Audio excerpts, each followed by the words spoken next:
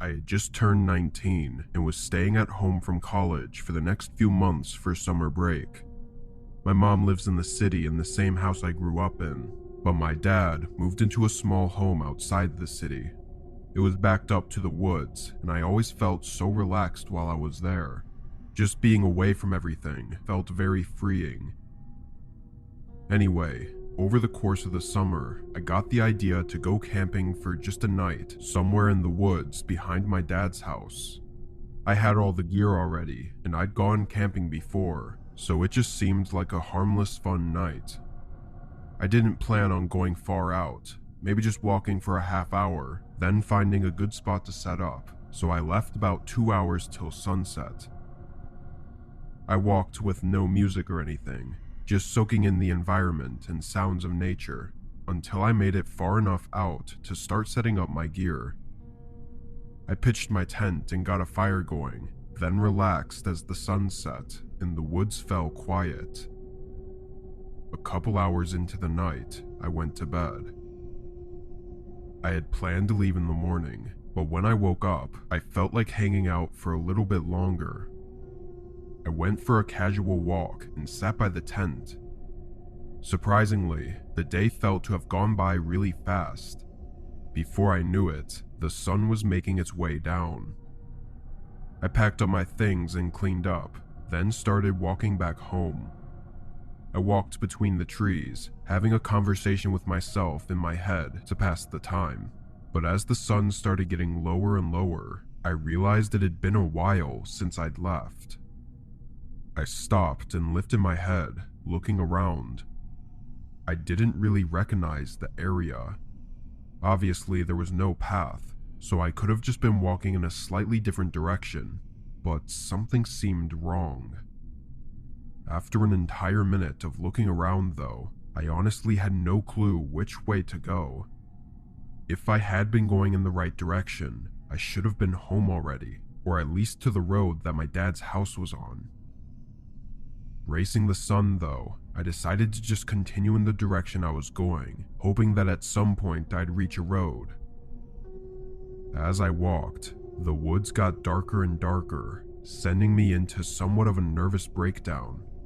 I was looking everywhere for anything to tell me where to go, but now the woods were too dark to even see anything further than 30 or 40 feet.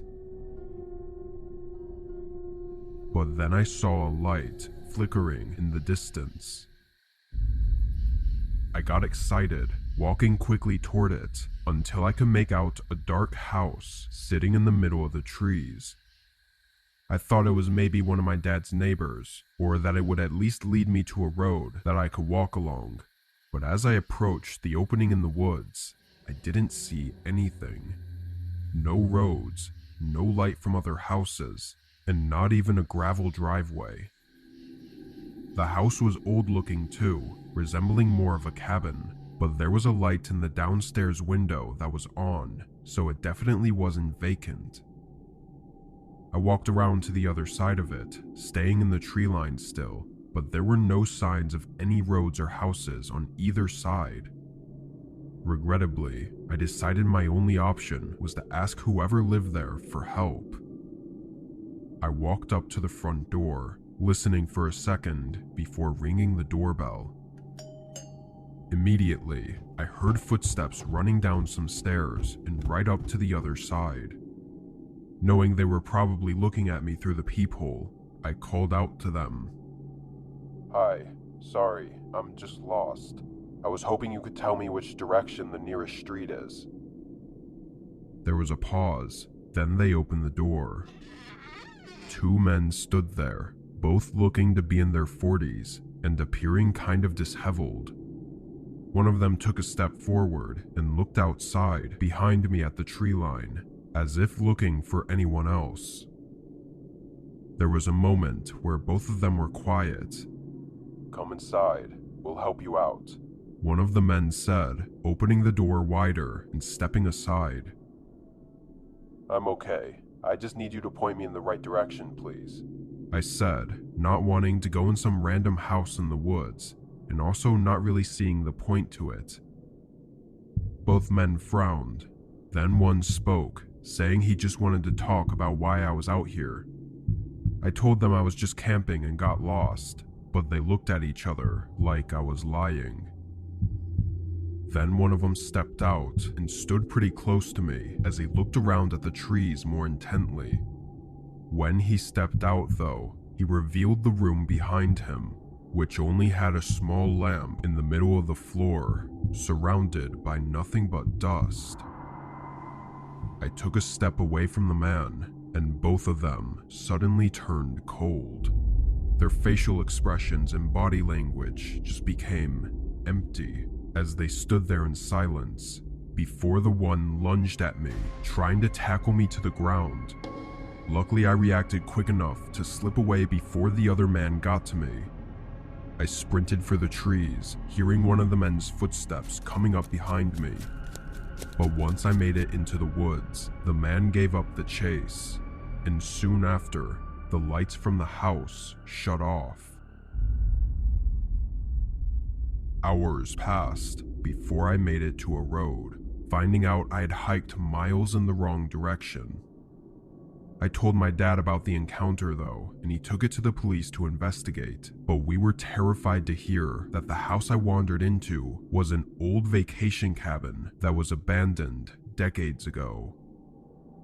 Whoever those men were likely used a generator to power the lights and whatever else they were doing, but why they were there, nobody knows. The way they were acting though, seemed like they were trying to not get caught. So if they had succeeded in getting me into their house, I'm not sure if I ever would have gotten out.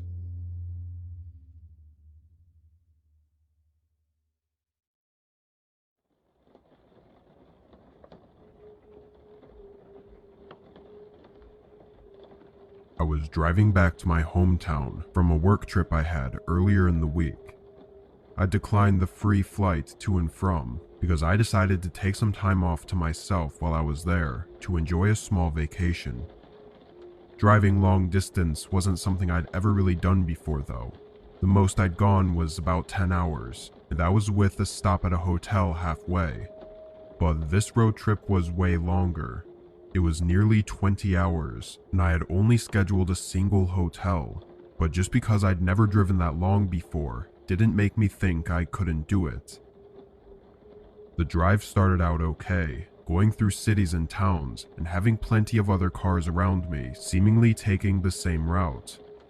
As I got further out though, cars became a lot less common and the towns had pretty much disappeared. The roads were nothing but fields of grass on either side, or dense forests. By 5 p.m., the light drizzling that had started earlier became more intense, pouring rain down hard enough to make it difficult to see. It seemed like the more I drove into this forested area, the harder the rain fell. I'd hoped it would stop by sunset, but it didn't. I was now really focused on the road, driving really slow and trying to make sure I navigated the road carefully without sliding into a ditch. I drove through this awful rain for probably an entire hour past sunset when I started to realize the road was getting a lot more winding rather than straight. It began taking me much deeper into the forest, where the trees were close together and blocking all views. After a while, I started getting nervous, thinking this was really odd for a highway to be like this. I slowed down and pulled off to the side of the road, stopping on the shoulder. I took my phone out and tried searching up the directions, but there was no service. All I'd remembered of the route was that I had to take the same highway pretty much the entire way there. Maybe I was on the right road and was just paranoid, or maybe I'd been focusing so hard on trying to see through the rain that I'd accidentally merged onto a different road. The problem is that I had no way to figure out which of those two possibilities was right. I looked out the windows in hopes I'd see a sign or anything that could give me an idea of where I was. All I could see through the harsh rain were the woods all around me, fading into total black beyond my headlights. But then, only a minute or so after I had stopped there, a light came up behind me. I looked in the mirror as it got brighter, rounding one of the corners and coming toward my car. Their headlights were so bright, I couldn't even see their car though. All I could see was the beaming glare in my mirrors. I watched as the light started moving slower and slower until it stopped right behind my car. Part of me felt relieved that someone stopped to help me, but another part of me was thinking of the other possibilities. A whole minute passed as the car stayed there, leaving their headlights on and showing no signs of anything, until a door suddenly opened. It was still too bright to see much of anything, but the dark outline of a man emerged from the light and came right up to my window. The man was wearing a dark hoodie and seemed unbothered by the rain as he leaned on the door while I rolled the window down a couple inches. He asked if I needed help, and I responded by explaining that I just needed to know where I was and if I was still on the right highway. He looked at me, then at my back seat, as he nodded. "Yeah, I can help you. Let me just get my phone." He began walking off as I rolled my window back up to block out the rain. There was something off about my interaction with him, but I couldn't figure out what it was. It just felt off. Why didn't he know what road we were on, or if we were on the highway? I watched in the mirrors until the man went behind the glaring lights again, but I could see him shuffling around with something in his car for a few moments before he came back out. He made his way over, but in the moments before he reached my car, I caught a glimpse of something in his hand.